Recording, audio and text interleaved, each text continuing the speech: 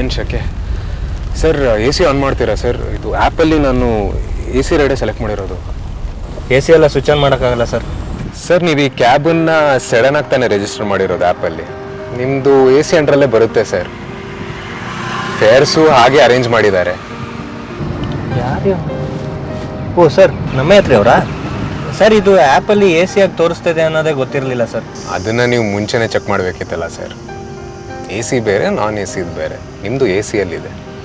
ಹಿಂಗೆ ಮಾಡಿದ್ರೆ ಕಸ್ಟಮರ್ಸ್ ನಮ್ಮ ಸರ್ವಿಸಸ್ ಬಗ್ಗೆ ಪ್ರಶ್ನೆ ಕೇಳಲ್ವಾ? ಅವ್ರು ಎ ಸಿ ಕೇಳಿದ್ರೆ ಕೊಡಬೇಕಾದ್ರೆ ಜವಾಬ್ದಾರಿ ನಮ್ಮದು ಸರ್. ಅವಾಗ ಕಸ್ಟಮರ್ಸ್ ಕಂಪ್ಲೇಂಟ್ ಮಾಡಲಿ ಬಿಡಿ ಸರ್. ಇನ್ನೊಂದು ವಿಷಯ ಏನು ಗೊತ್ತಾ? ಈ ಎ ಸಿ ರಿಲೇಟೆಡ್ ಆಗಿ ನಿಮಗೆ 3-4 ಕಸ್ಟಮರ್ ಕಂಪ್ಲೇಂಟ್ಸ್ ಬಂದರೆ ನಿಮ್ಮದು ನಾನ್ ಎ ಸಿ ಮಿನಿ ಆಗಿ ಡೌನ್ಗ್ರೇಡ್ ಆಗುತ್ತೆ ಅಥವಾ ಡಿಸೇಬಲ್ ಮಾಡಬೇಕಾಗುತ್ತೆ. ಸರ್, ನನ್ನ ಎ ಸಿ ವರ್ಕ್ ಆಗ್ತಿಲ್ಲ, ಅದಕ್ಕೆ ಸರ್. ಸರ್, ಹಾಗಿದ್ರೆ ಮುಂಚೆನೇ ನಿಮಗೆ ನಾನ್ ಎ ಸಿ ಮಿನಿಗೆ ರೈಟ್ ಚಾಯ್ಸ್ನ ಚೇಂಜ್ ಮಾಡ್ಬೋದಿತ್ತಲ್ಲ. ಆಪ್ಷನ್ ಇದೆ ನಮ್ಮ ಯಾತ್ರೆಯಲ್ಲಿ. ಹಾಗಿದ್ರೆ ಕಸ್ಟಮರ್ಸ್ಗೂ ಮುಂಚೆನೇ ಗೊತ್ತಾಗ್ತಿತ್ತು, ನಿಮ್ಮ ದುಡಿಮೆನ ಅಫೆಕ್ಟ್ ಆಗ್ತಿರಲಿಲ್ಲ. ಸರ್, ಹಂಗೂ ಇದೆಯಾ ಸರ್?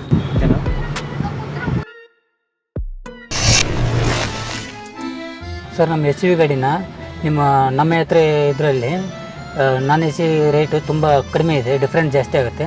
ಅದನ್ನೇ ಬೇರೆ ಥರ ಕನ್ವರ್ಟ್ ಮಾಡಿ ಕೊಡೋಕ್ಕಾಗಲ್ವಾ? ನಿಮ್ಮದು ಎಷ್ಟು ಇದಕ್ಕೆ ರಿಜಿಸ್ಟರ್ ಮಾಡ್ಕೊಂಡಿರೋದು ಅಷ್ಟೇ ಬರುತ್ತೆ. ನಾನ್ ಎ ಸಿದು ಎ ಸಿ ಪ್ರೊವೈಡ್ ಮಾಡಲ್ಲ ಅಂತ ನಾನ್ ಎ ಸಿ ಡೌನ್ಗ್ರೇಡ್ ಮಾಡೋದು ಇಶ್ಯೂ ಎಕ್ಸೆಲ್ಗೆ ಅಥವಾ ಎಸ್ ಯು ವಿಗೆ ನಮಗೆ ಅರ್ಥ ಆಗುತ್ತೆ.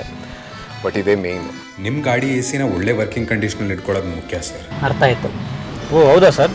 ಹಾಗಾದರೆ ನಾನು ಎ ಸಿ ಆಗಿ ತೊಗೊಂಡು ಎ ಸಿನೇ ಹಾಕ್ತೀನಿ ಬಿಡಿ. ಸರ್, ನಿಮಗೆ ನಮ್ಮ ಬೆಂಗಳೂರು ಬಿಸಿಲು ಗೊತ್ತಿಲ್ವಾ? ಎ ಸಿ ಆನ್ ಮಾಡಿದ್ರೆ ಕ್ಯಾಬು ಕೂಲಾಗಿರುತ್ತೆ, ಕಸ್ಟಮರ್ಸ್ ಜೊತೆ ಎಕ್ಸ್ಪೀರಿಯನ್ಸು ಚಿಲ್ಲಾಗಿರುತ್ತೆ, ನೀವು ಚಿಲ್ಲಾಗಿರ್ತೀರ.